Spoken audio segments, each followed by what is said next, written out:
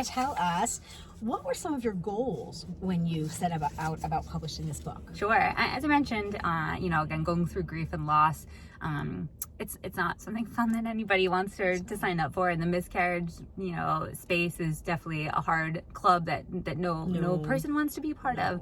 But for me, to work through that grief, I'm an Enneagram 2. I'm that helper personality. Enneagram. So I knew I'm just how I'm wired. I'm a helper personality, and I knew I had to, in my own struggle and ability to process this, I knew I had to help others. So for me, a goal was to really do that. And so it has been, as hard as it's been sharing other people's grief and loss stories, it's been gratifying when I get to hear people come back and say, I read your book to I had a friend who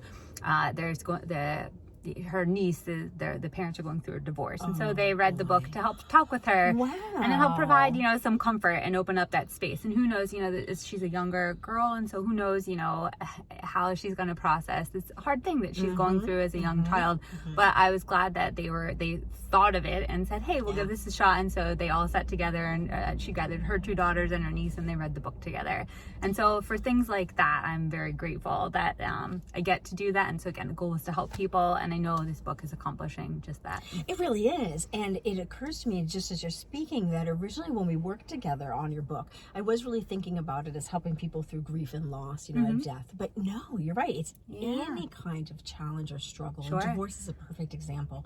And you said something that I think is so wise, that I tell authors a lot, that one of the wonderful things about doing a book is it allows you to help so many more people. Absolutely. You think about the number of waking hours we have in a day, right? Yeah. And you think about the number of people you're going to actually physically meet and touch and talk to in your lifetime. That's a limited number, right? We only have a certain amount of time here.